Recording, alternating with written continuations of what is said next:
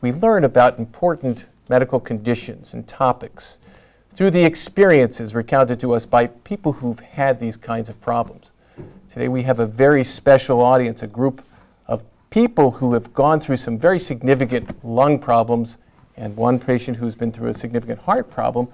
They've all had progressive lung problems that have required a transplantation. So we have a very interesting group with a diverse number of diseases, but diseases that you may have heard of, diseases that are really out there in the world and you need to be aware of and understand. Cystic fibrosis, chronic obstructive pulmonary disease, COPD as it's called, interstitial pulmonary fibrosis, pulmonary arterial hypertension. These are all important diseases for you to understand and to get some insights as to what organ transplant is all about. We have a great audience here. We have also one of the foremost specialists in the country on pulmonary diseases of this nature, Dr. Stephen Nathan. Thanks for being with us, Dr. Nathan. A pleasure. He is the director of the Progressive Lung Disease and Lung Transplant Program at Inova Fairfax Hospital. So, as we get into understanding where your diseases came from, is there anybody who wants to give us a little insight as to, well, when you first started to develop some symptoms that really started you on this road to where you ended up with that progressive kind of problem? Anybody remember the first times they had those kinds of respiratory symptoms and they started to realize this was something worse?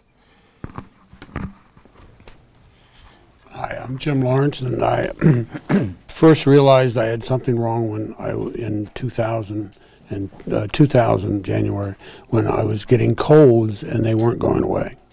The only way I could get rid of a cold is through antibiotics, and it just kept coming. So I finally went to a pulmonologist who indicated I had a serious lung disease. Now, there are lots of people who get lots of colds and say they're sinus infections. Oh, I've got bronchitis. Was yours something more significant than that? Were you having other with pulmonary symptoms? Were you wheezing? With my, well, like that? The doctor, which was a general practitioner, heard what we refer to as crackles. Right. And crackles is a major symptom with IPF or probably any other lung disease. Right. And that sent me to a specialist. So, and then you had a pretty rapid course in your problem there. No. No? I mean, relative to those sorts of things, over what period of time until you got sick enough to really end up seeing somebody for this? It took almost 2 full years before I really felt having a real problem. Yeah. And that was because I had a number of things happen, like a heart attack and oh, you had some complicating features there. Quadruple bypass, and then I had a lung transplant. Wow. So. That's a story in and of itself. We could make the whole show around. Anybody else have some recollections of those first symptoms they had? Okay. My name's Ken Kurz, and last fall when I was mowing the yard, I noticed that I got kind of tired. With my age, I dismissed it and said it was age.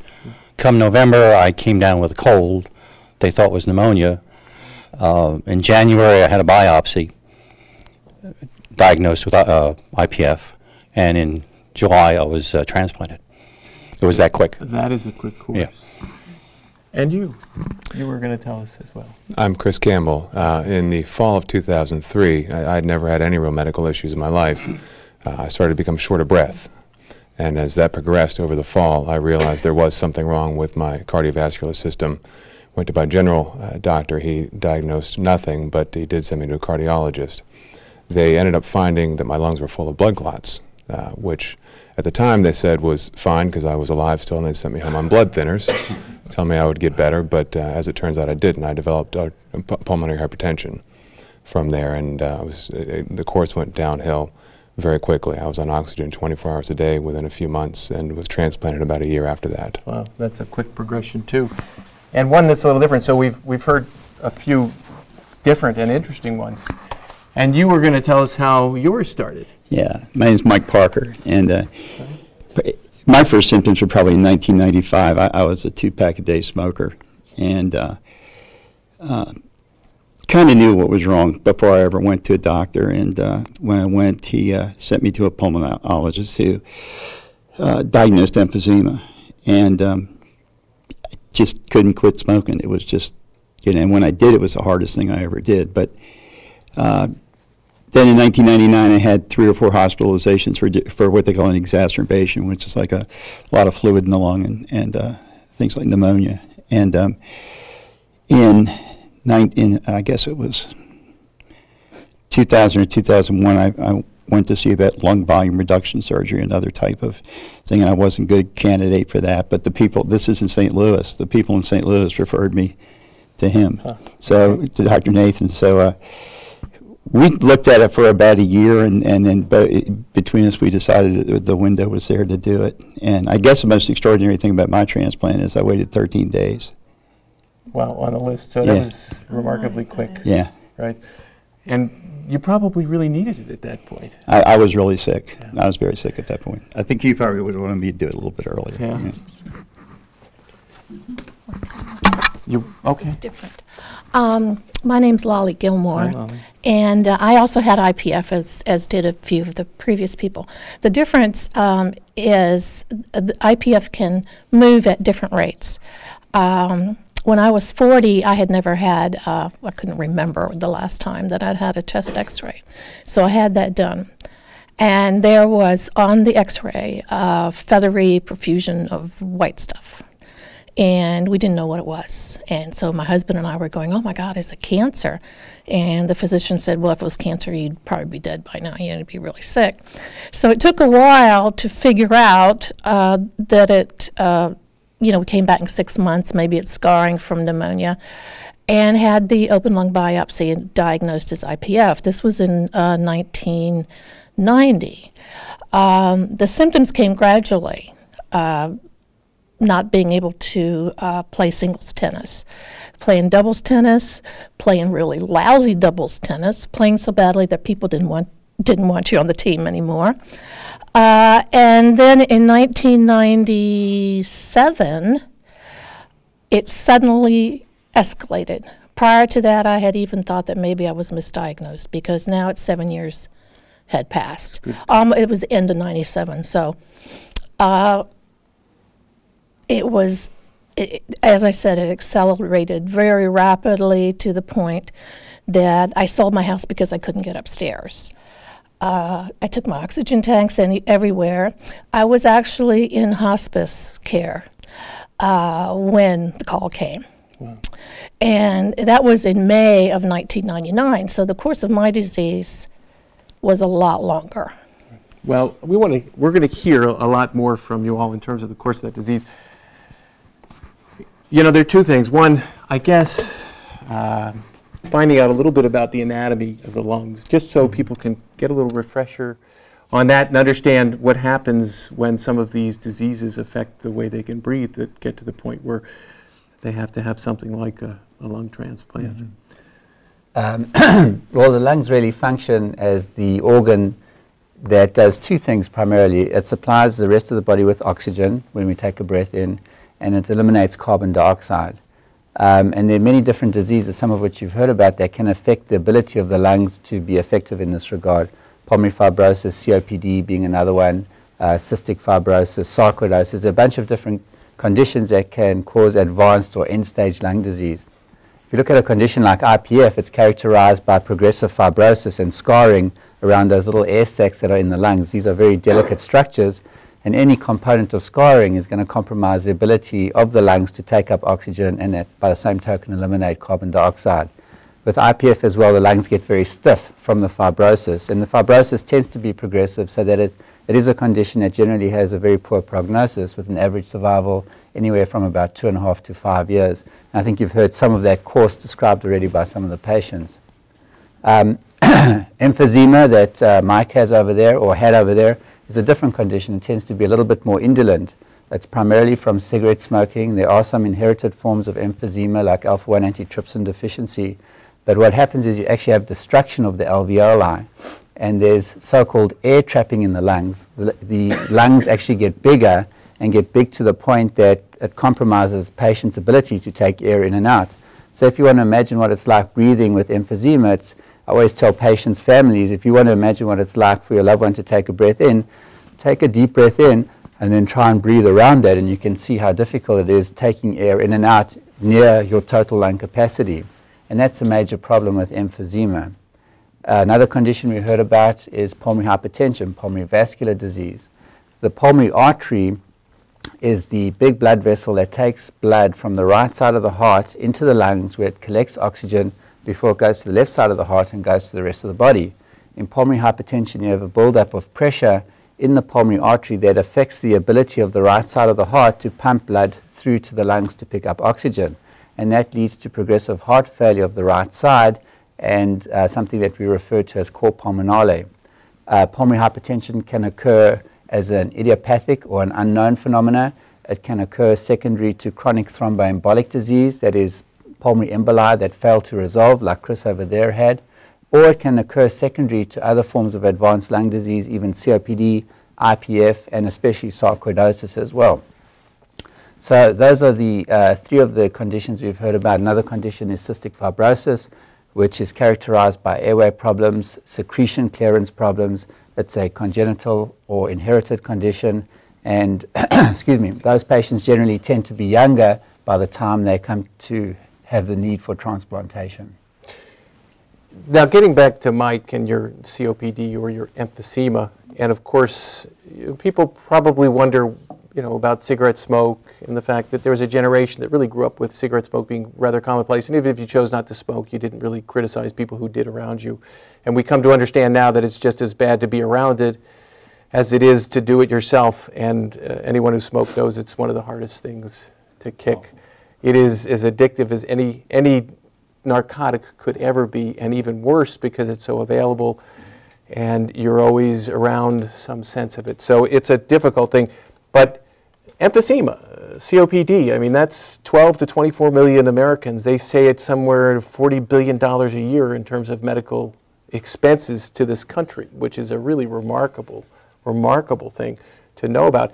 And there are some symptoms there that Dr. Nathan's describing that are kind of interesting.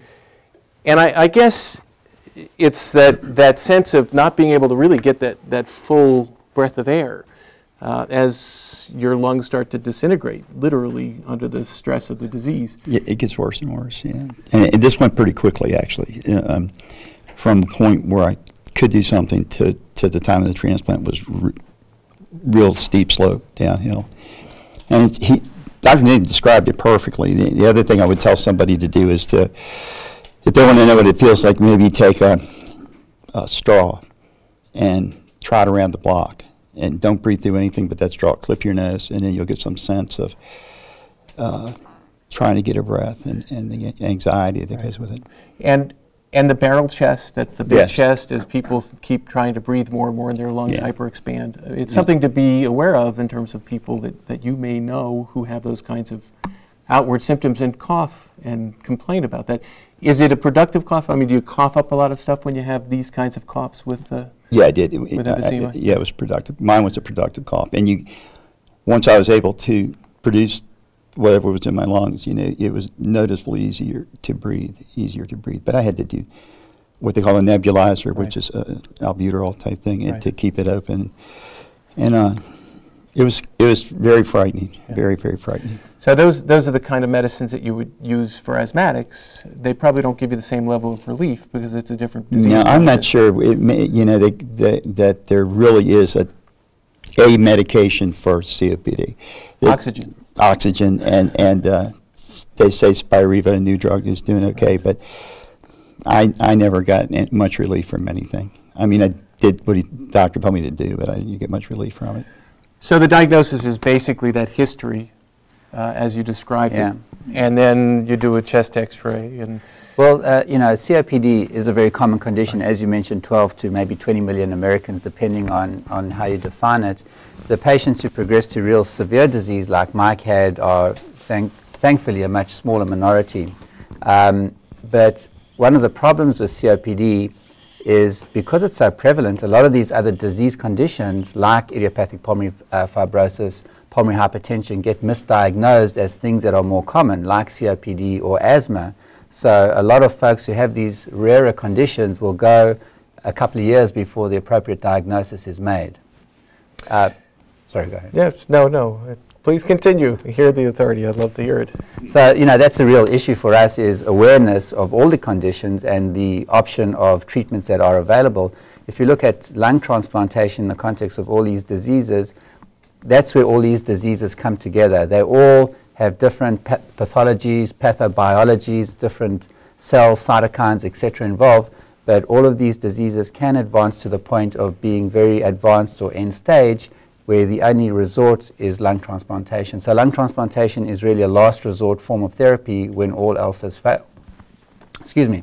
And how we decide when someone's a transplant candidate is really a balance between the risks and the benefits in terms of knowing when the timing should be right.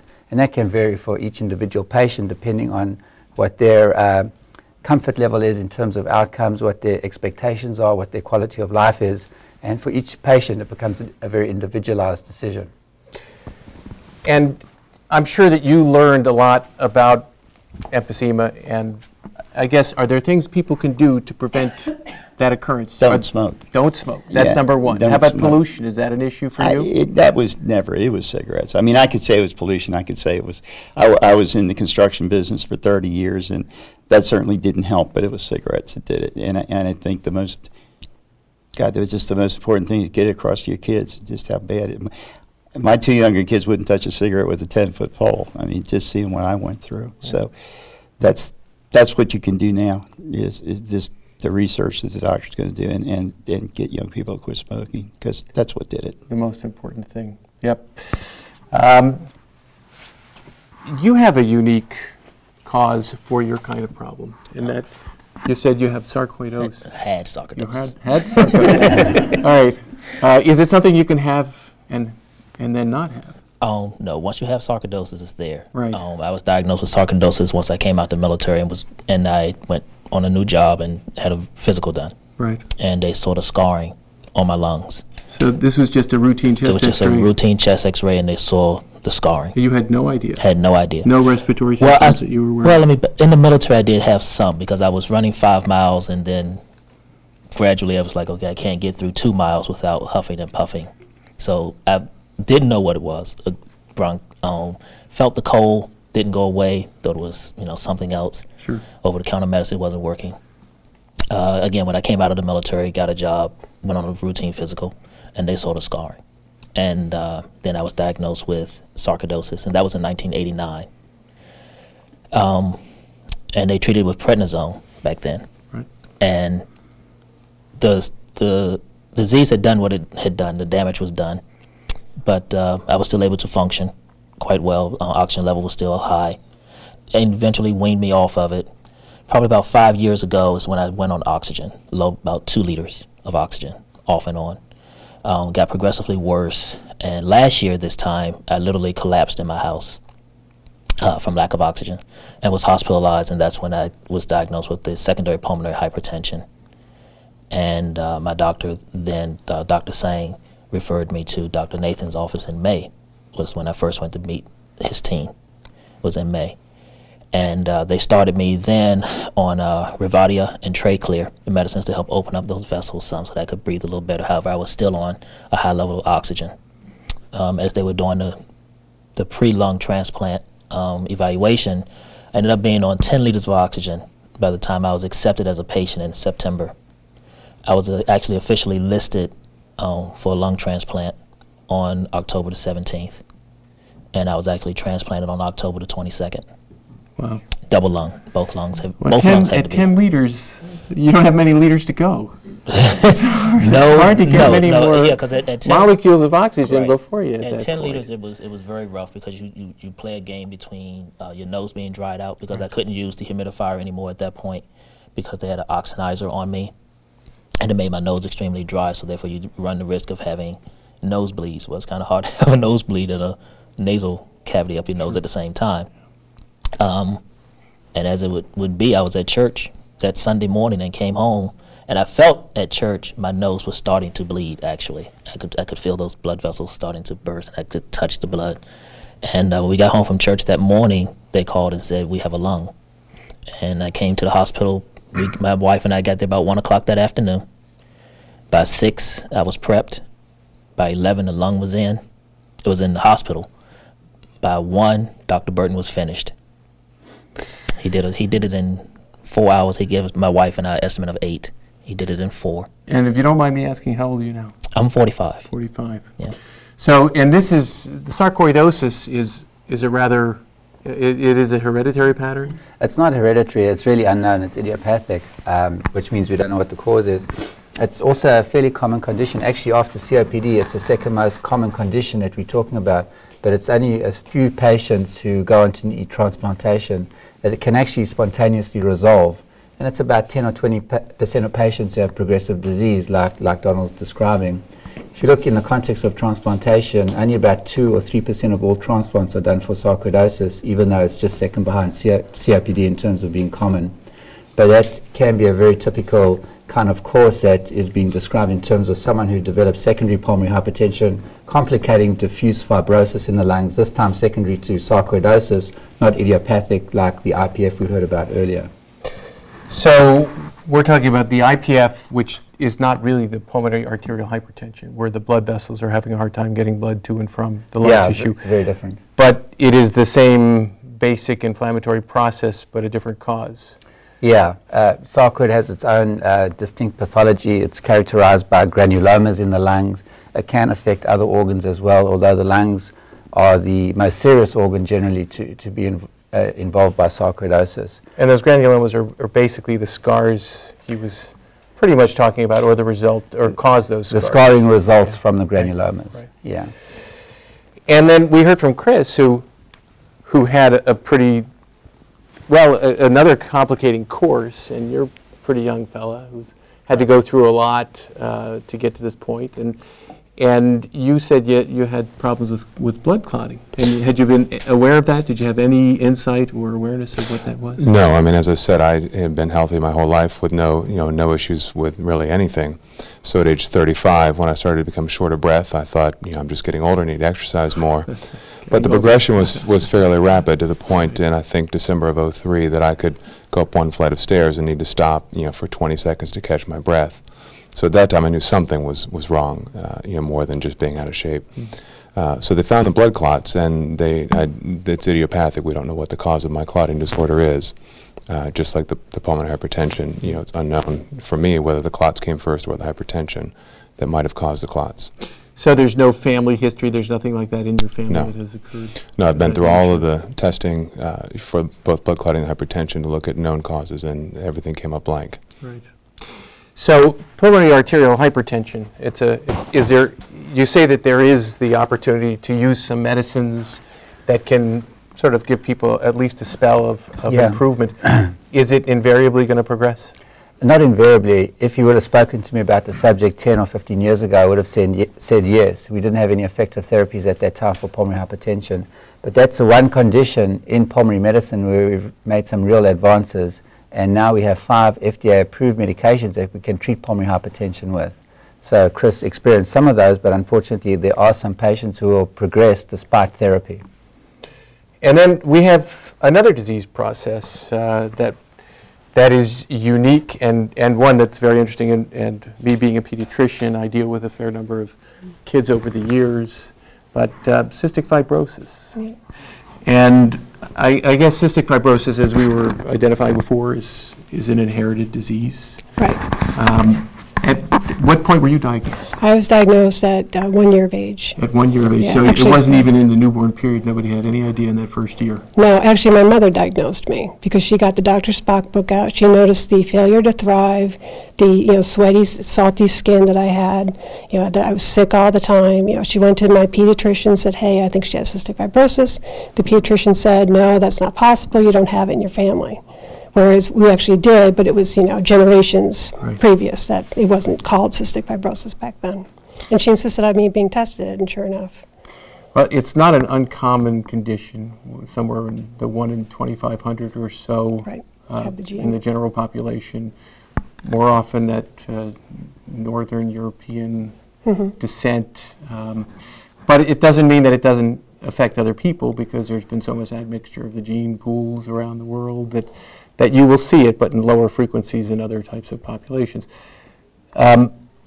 When you have cystic fibrosis, obviously there is an alteration in some kind of function. Now, what's the typical course?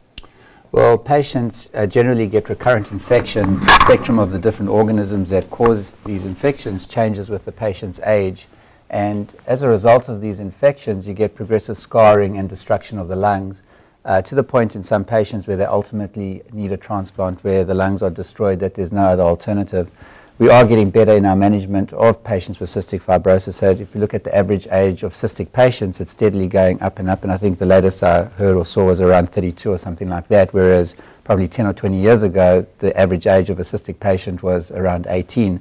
So there are small advances made on a year-by-year basis in the management of patients with cystic fibrosis. And in fact, we've seen patients who are in their 40s and sometimes their 50s now who have cystic fibrosis, and some of them coming to the point of needing transplantation.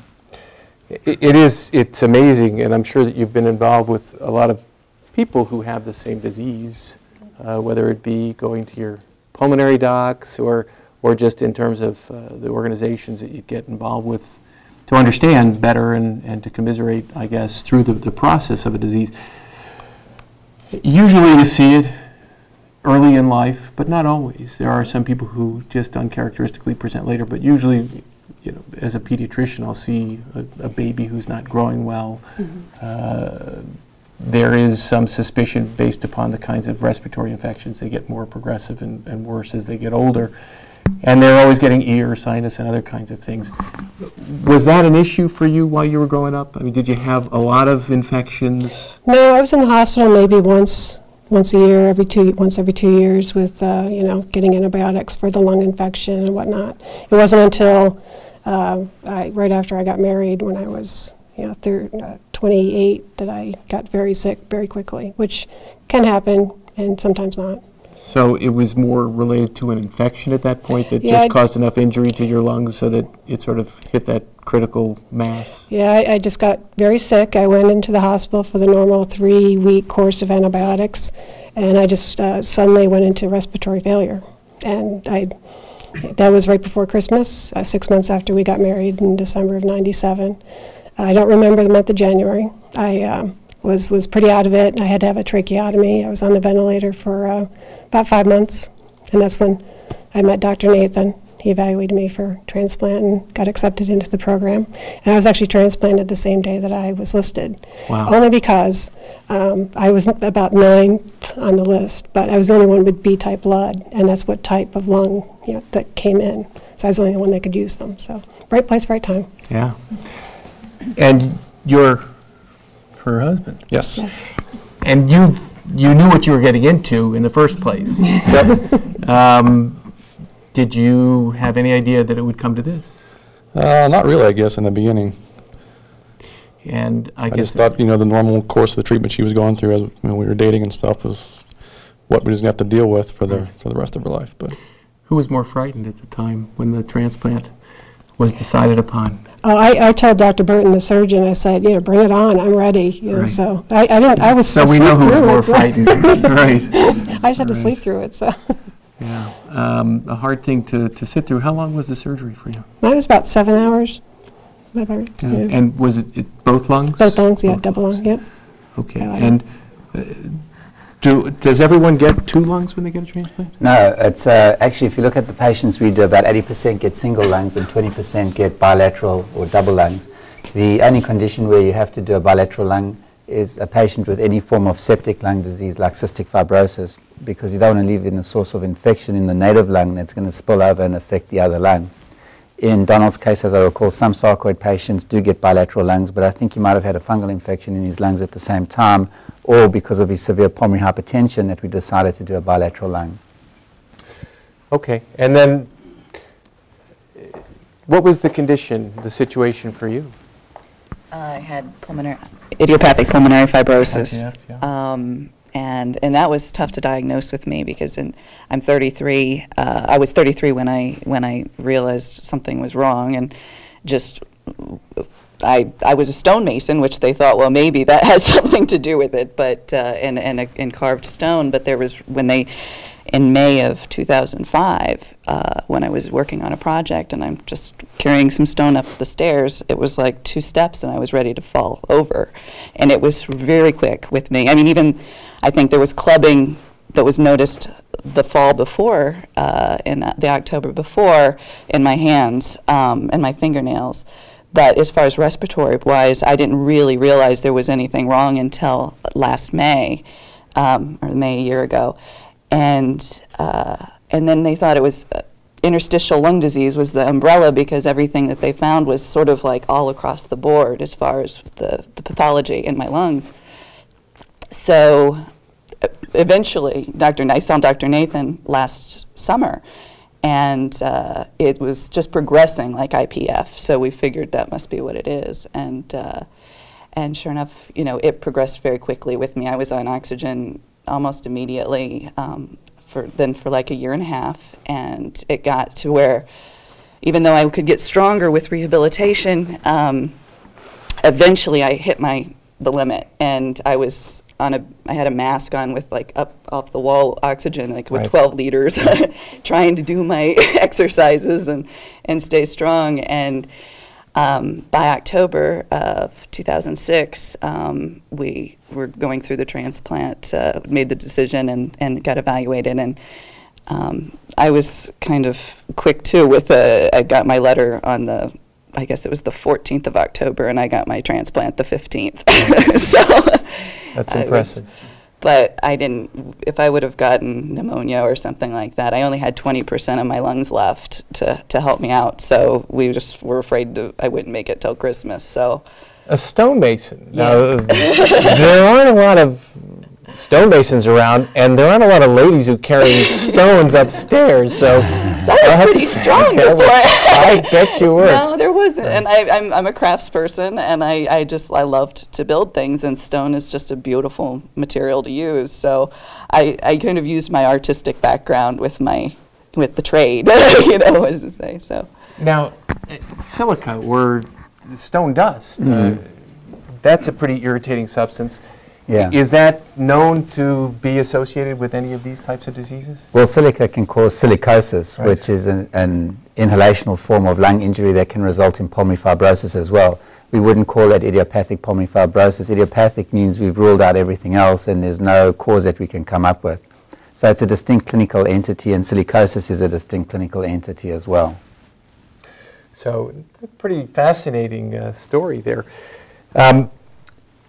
When we talk about transplants, we're talking about a really very significant and incredibly life-altering decision.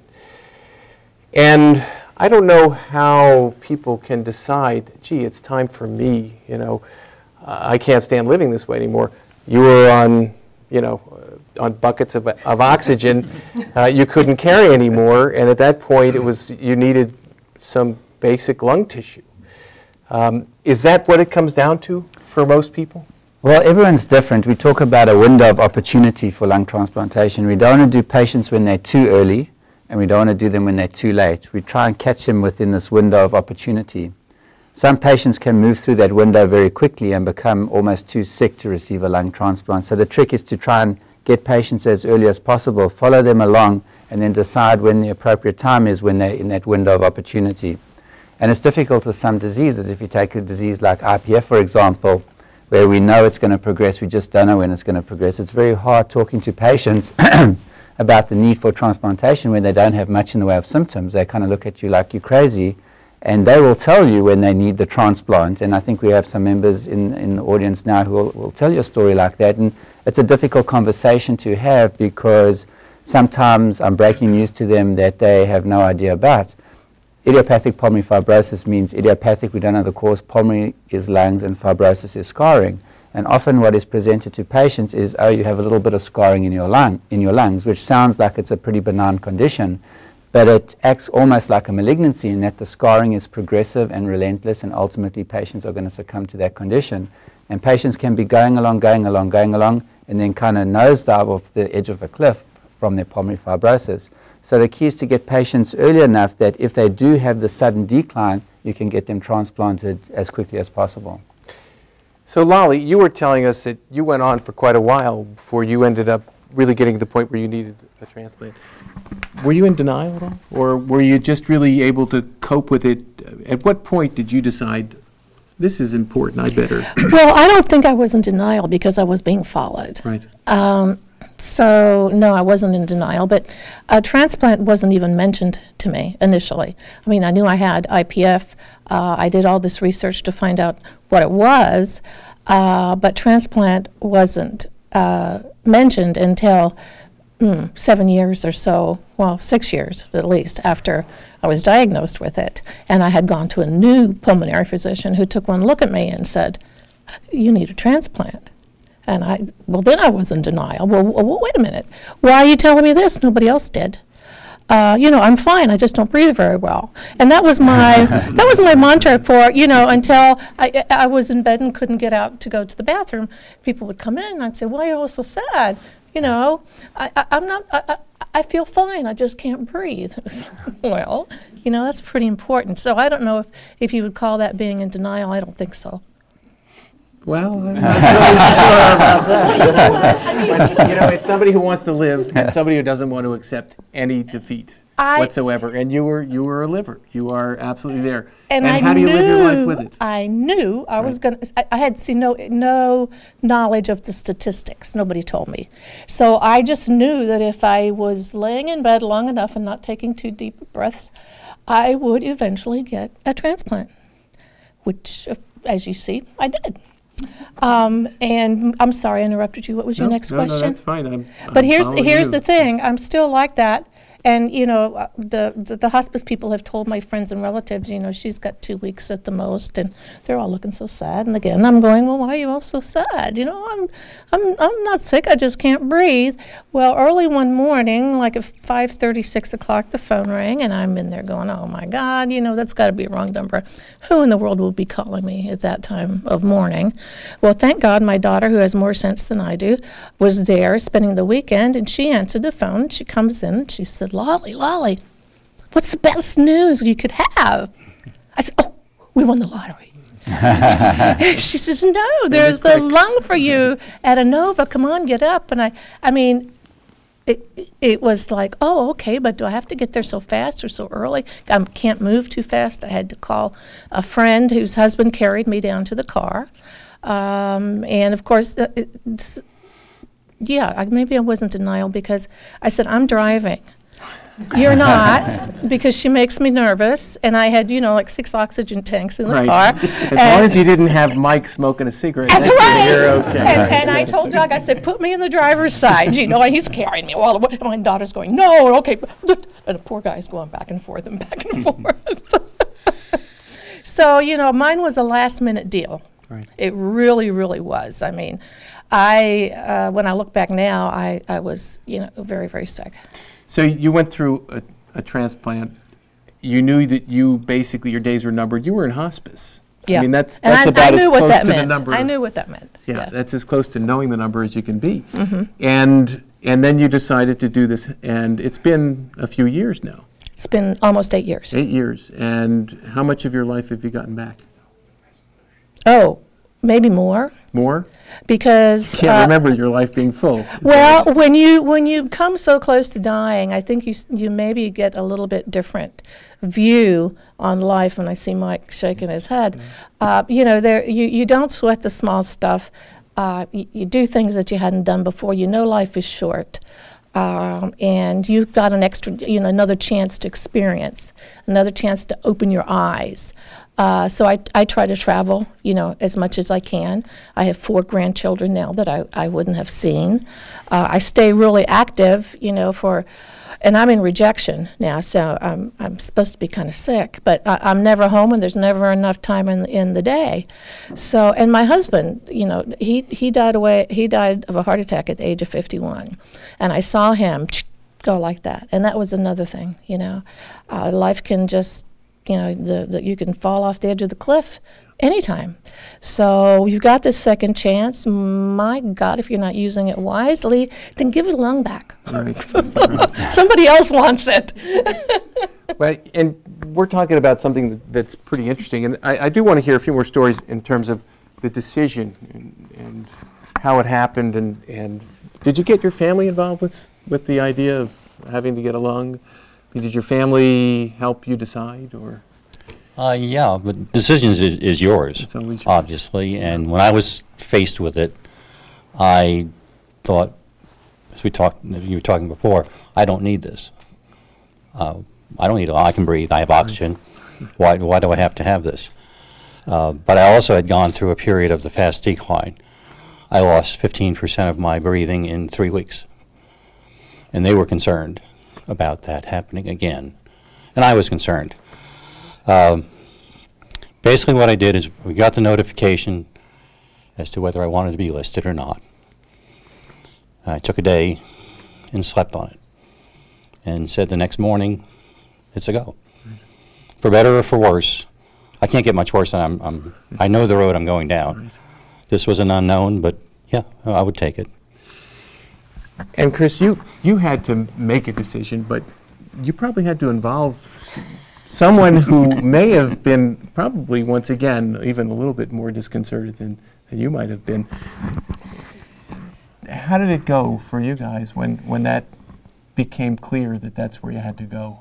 I think I had the exact opposite case. I did too much research, and I wanted Dr. Nathan to try every single drug, and he came to the decision much before I did. I mean, I just thought, he's 34 years old. I was pregnant with our 4th child, 9 months, pregnant, and he went in the hospital about 3 days after the baby was born again. So I don't know. I was definitely after you when I made that final decision, but he was in the final stage of heart failure.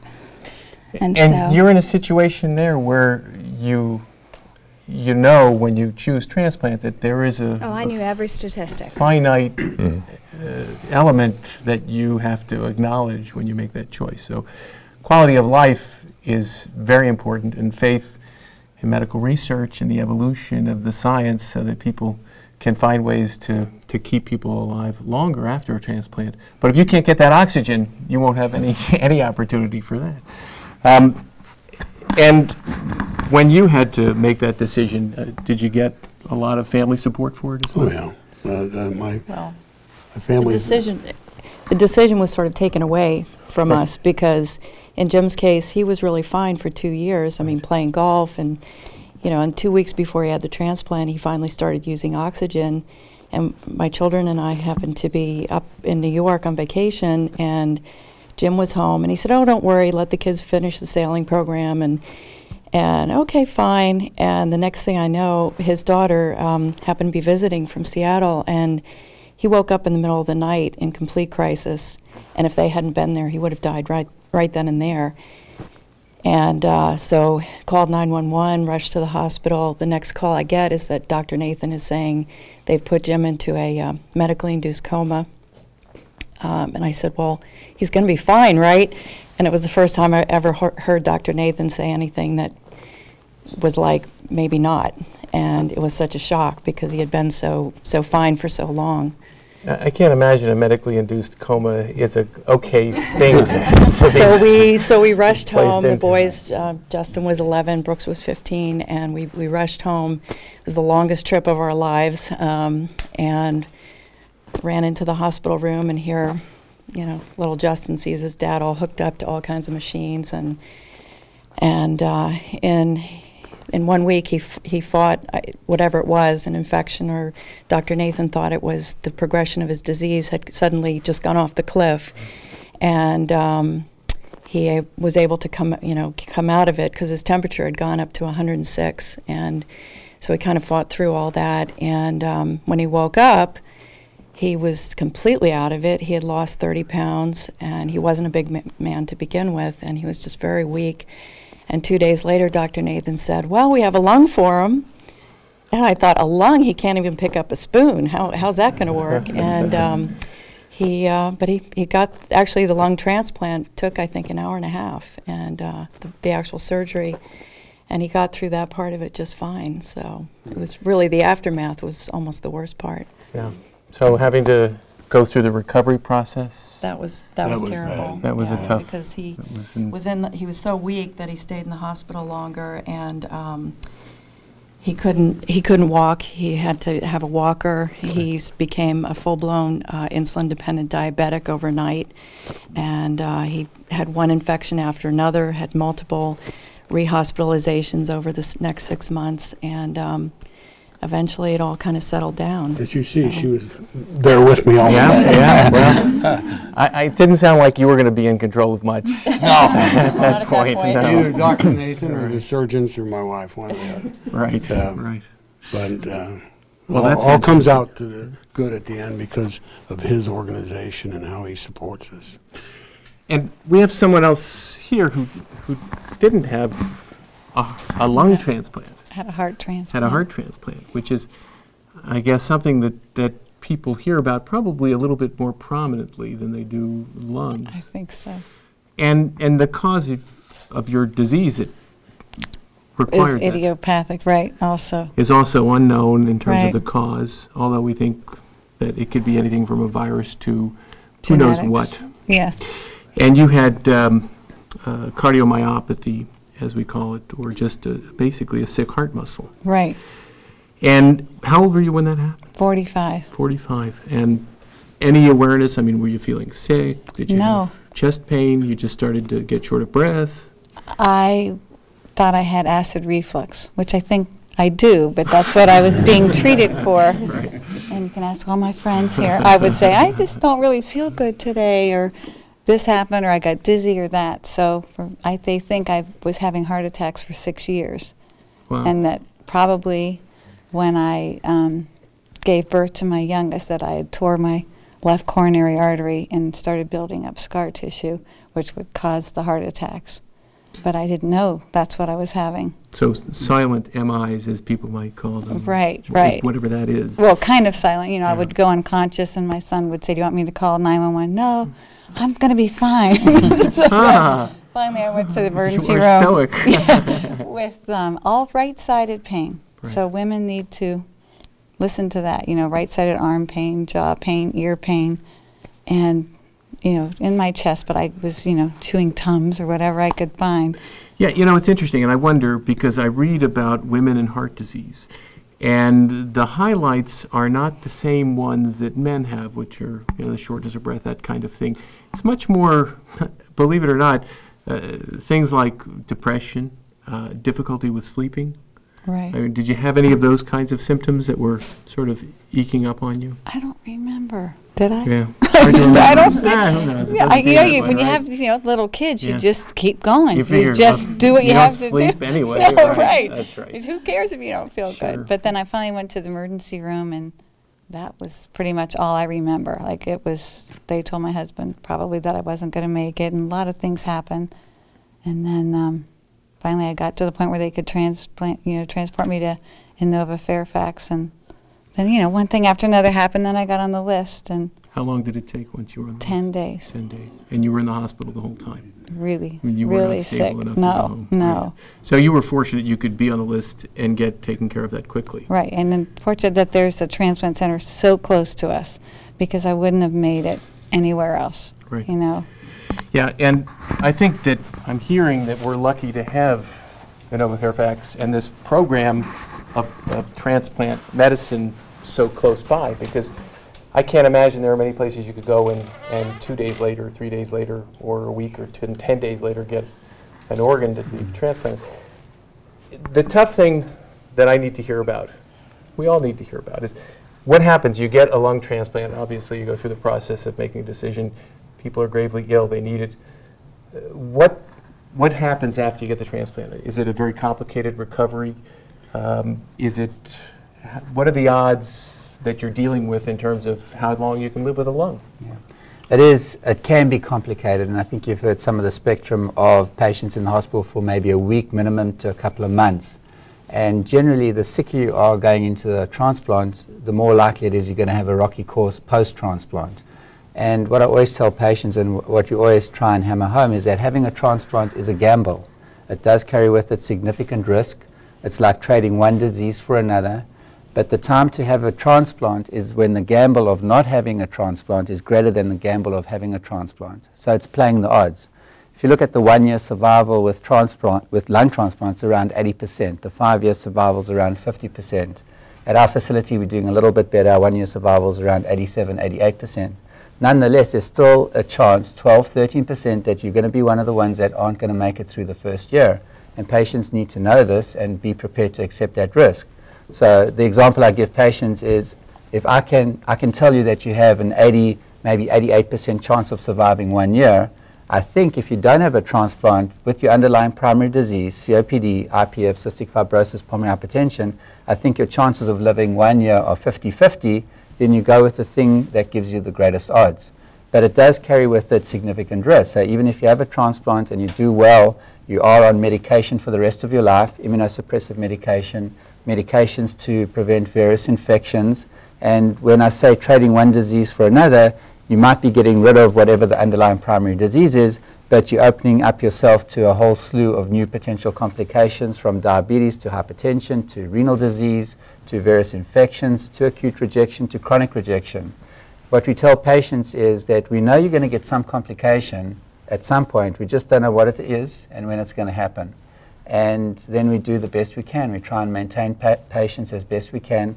We watch them very closely, and we try and pick up problems as early as possible. And that's how I get to know all these guys very well, because I see them in the clinic all the time, to make sure that we pick up on problems before they become out of control and unmanageable.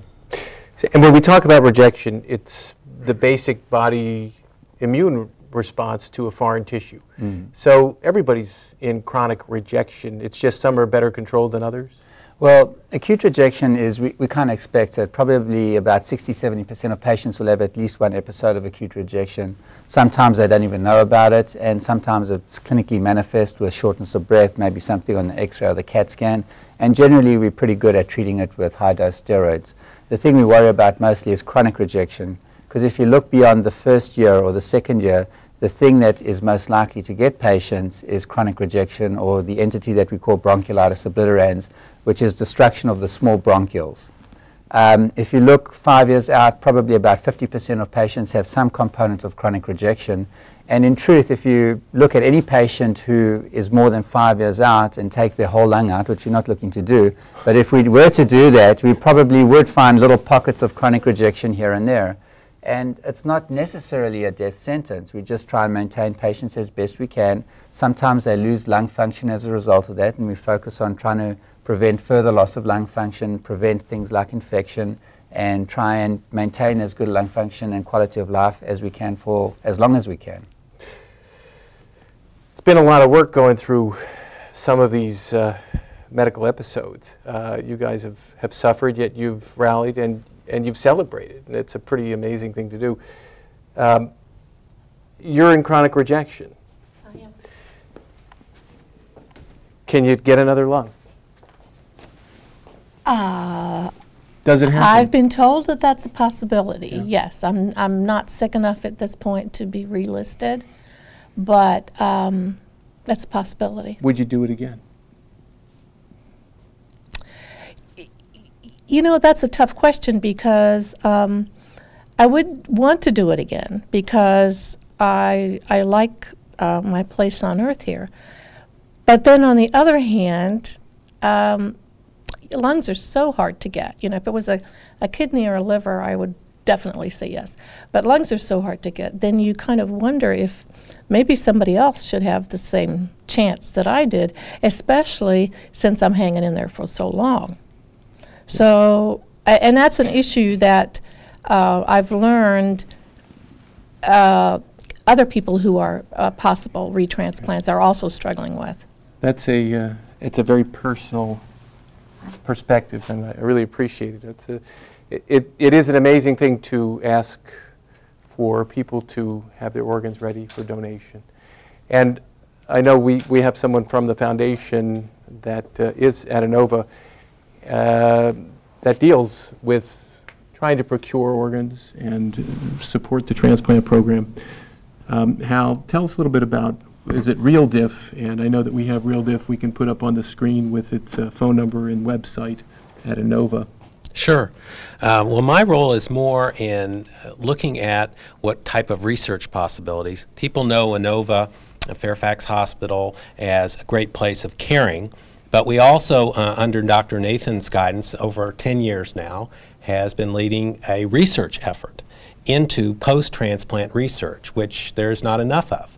And so we've gotten together a group of these post-transplant patients that want to raise money to support his research, to innovate, and to find more ways to support. I have to quote Dr. Nathan here, who uses a beautiful analogy of his research in that he would like to build a scaffolding under each part of the different areas of crisis that perhaps a transplant or advanced lung disease patient experiences along the way. And if at each point he's able to develop more alternative therapies, then we have a way of success. And this group here that you've just been listening to, that's so wonderful, have bought into this, and we have been able to start to underwrite some of his research and to find more initiatives. So I believe there's on the screen of the TV is a phone number you can call if you're interested in talking to us about how you might support what Dr. Nathan is doing at Inova. And there are other resources that people can track down on transplants and organ donation. I think it's really important for everyone to consider at least committing that they would donate organs if they were in some kind of accident that would allow them to donate a healthy organ to a needy recipient like you folks are. And we have www.unos.org, which is that place. And of course the transplant program with Dr. Nathan. And I do really thank you all. And I thank you all for being here. It's a wonderful story, and I think you've helped our viewers learn an awful lot about what it takes to really find joy in this world and to keep plodding forward. Anyway, I thank you all for joining us. Until the next time, I'm Dr. Russell Libby, looking out for your health.